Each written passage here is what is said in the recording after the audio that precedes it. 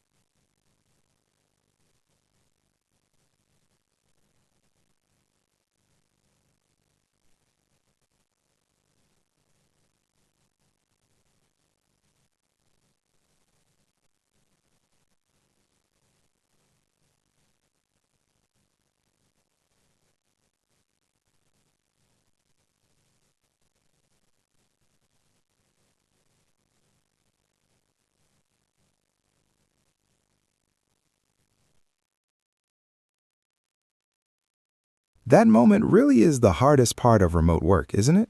When you are in a real office, you can just look at your papers or get a coffee. But on a screen, you are just two faces staring at each other. Exactly. The camera creates a feeling of intense focus. In a physical room, you can look at the door or the window. On Zoom or Teams, if you look away, you look distracted. If you look at the camera, it feels intense. And that intensity creates panic. My brain usually goes blank. I forget basic English. I just sit there and smile awkwardly until the meeting host joins. That is the Zoom gap. It is that gap between joining and starting. And today, we are going to fix it. We are not going to use complex grammar. We are going to use 3 specific strategies to build a bridge over that gap. I like the idea of a bridge. It suggests we are just getting from point A to point B. We do not need to have a deep philosophical conversation. We just need to connect. Precisely. The goal is not to be entertaining. The goal is to be comfortable. So let's start with the first strategy. This is the tech check. The tech check. Is this just asking if things are working? Yes, but we use it as a conversation starter, not just a technical question.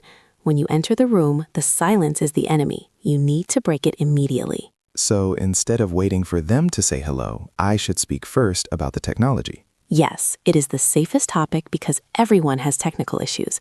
It is a shared struggle. If you ask about the weather, they might not care, but everyone cares if their microphone is working. That is true. So what is the best phrase here? Should I just say hello? Hello is dangerous. If you say hello, they say hello, and then silence returns. You are back to 0.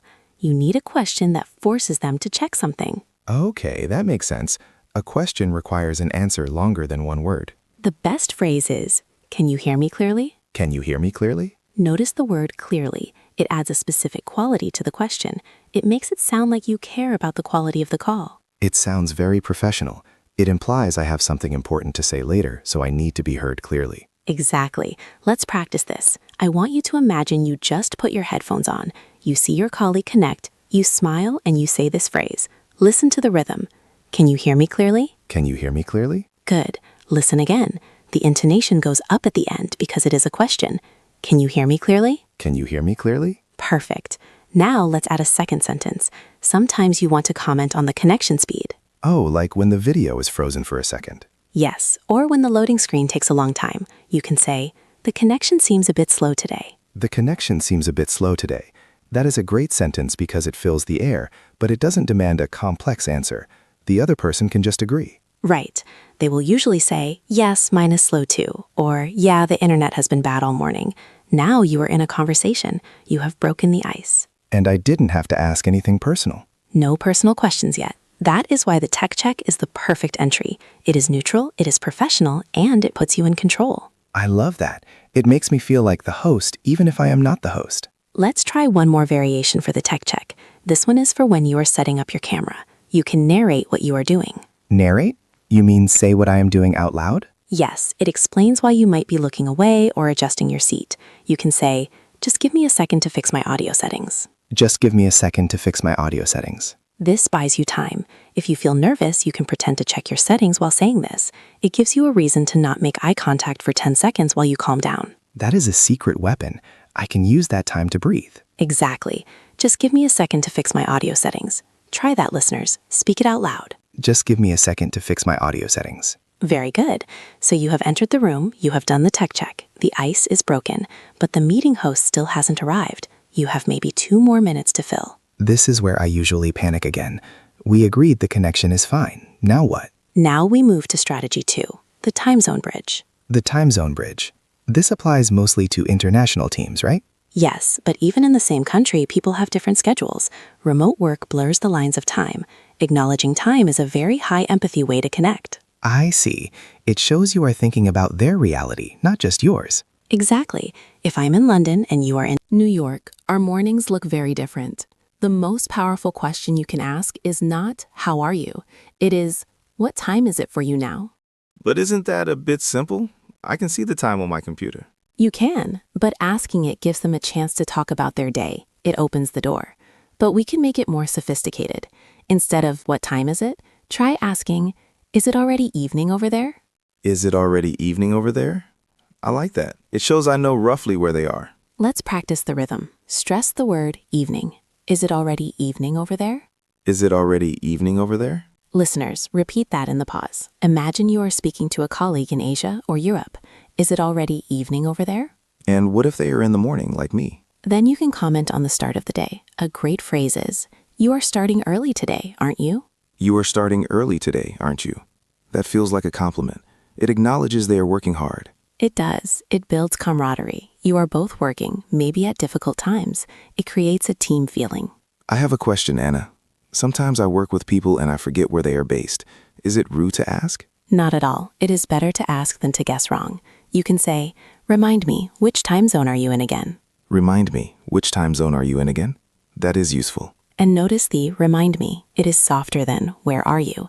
It implies you knew, but you just forgot for a moment. It is very polite. I will definitely use that.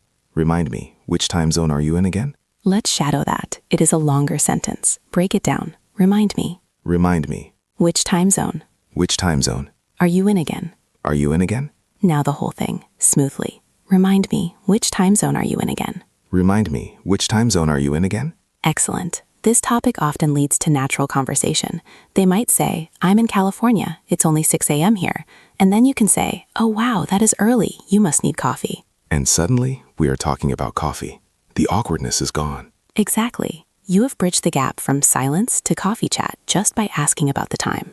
It feels so much easier when you have a plan. I usually just sit there worrying about my grammar. Speaking of having a plan, if you are finding these small scripts helpful, this is exactly what we do here every week. We take these tiny, terrifying moments and break them down into simple pieces. It really helps to practice them when you are not stressed, so they come out naturally when you are. If you want to build that habit with us, make sure you are subscribed to the channel. It's a small click for you, but it helps us keep making these lessons.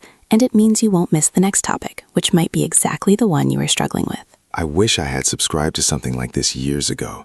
It would have saved me a lot of sweating in meeting rooms. It is never too late to start. Now let's go back to our meeting. We have checked the tech, we have talked about the time. But maybe you are in the same time zone. Maybe you are both in the same city. What then? Right. If I ask, is it evening, and we are both in London, I look a bit silly. That is when we use strategy 3, the environment scan. The environment scan. Is this about looking at their room? Yes, but we have to be careful. In a video call, you are looking into someone's private home. You do not want to comment on their laundry or their unmade bed. That would be a disaster. Hey, nice pile of dirty socks. Please do not say that. We want to focus on 2 safe things, virtual backgrounds and lighting. Virtual backgrounds are everywhere now. Some of them look very real. That is the perfect conversation starter. Many people have a blurry background or a picture of an office. You can ask, "Is that a virtual background? It looks great." Is that a virtual background? It looks great. This is a compliment. You are saying their setup looks professional. And if it is a real background? Then they will be flattered. They will say, "No, this is actually my bookshelf." And you can say, "Wow, it is very tidy." That is a win-win situation. Let's practice the question. Is that a virtual background? Is that a virtual background? And the follow-up compliment. It looks great. It looks great. Combine them. Is that a virtual background? It looks great. Now, what if they don't have a background? What if they are just sitting near a window? Can I talk about the light? Sometimes the sun is really bright on camera. Yes, lighting is another technical challenge we all share. If they are sitting in a It looks incredibly sunny where you are. It looks incredibly sunny where you are. I like incredibly. It makes the sentence stronger. It adds emotion. It sounds enthusiastic. It looks incredibly sunny where you are. And this works even if I don't know their city. The sun is right there on the screen. Exactly. You are commenting on what you see. You are validating their reality. It makes them feel seen, literally. What if it is dark, like if they are working late? You can use a gentle observation. The lighting makes it look very cozy in there. The lighting makes it look very cozy in there. That is a nice word, cozy. It turns a dark room into a comfortable one. It turns a potential negative, bad lighting, into a positive, nice atmosphere. That is what good small talk does. It makes the other person feel good about being there. So we have 3 tools now: tech check, time zone, and environment. I feel like I could fill 10 minutes with this, let alone 2. That is the goal. But then the inevitable happens. The meeting host joins, or the third person joins. The moment of transition, the business bridge. Yes, this is strategy 4. How do you stop the small talk without being rude? This is tricky. If we are laughing about coffee or backgrounds and then the boss enters, do we just stop talking immediately? If you stop too abruptly, it looks like you were caught doing something wrong. You need to smooth the transition. You need to acknowledge the new person and pivot to business. So we need a phrase that closes our chat and opens the meeting. Exactly. When you see the new person connect, you can say to your colleague, "Oh, here comes Sarah. I think we are ready to start." Oh, here comes Sarah. I think we are ready to start. This signals to your colleague, "Our chat is paused," and it signals to Sarah, "We are professional and ready." It is very efficient. Let's practice the rhythm. First, the noticing. "Oh, here comes name." Oh, here comes Sarah. Then the readiness. "I think we are ready to start." I think we are ready to start. Put it together. Imagine the screen changing as the new window pops up. "Oh, here comes Sarah. I think we are ready to start." Oh, here comes Sarah. I think we are ready to start. What if you are still waiting for more people? The host joins, but you are waiting for 2 others. Then we can't start yet. Right. Then you change the phrase to, "I think we are just waiting for Tom now." I think we are just waiting for Tom now. This is a helpful summary for the host. You are telling them who is missing. It makes you look organized.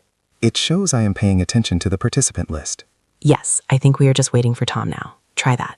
I think we are just waiting for Tom now. And finally, a phrase to shift your own mindset. Sometimes you need to signal that you have your documents ready. You can say, "I am looking forward to going over these numbers." I am looking forward to going over these numbers. Or, "I am looking forward to seeing the presentation." This is a great way to end the small talk. It says, I enjoyed the chat, but I am here to work. Exactly. It is the perfect bridge from social to professional. Anna, can we review the flow? Because in real life, this happens very fast. Good idea. Let's simulate the whole 2 minutes. I will be the colleague. You are entering the meeting. Okay, I'm clicking join. The wheel is spinning. I am in. You are there. Silence. Can you hear me clearly? Yes, I can hear you fine. The connection is good. Great. Just give me a second to fix my audio settings. There. Is it already afternoon where you are? Yes, it is 4 p.m. here. Getting dark already. Ah, the lighting makes it look very cozy in there. Thanks. It is my home office. Oh, here comes the manager. I think we are just waiting for the rest of the team now.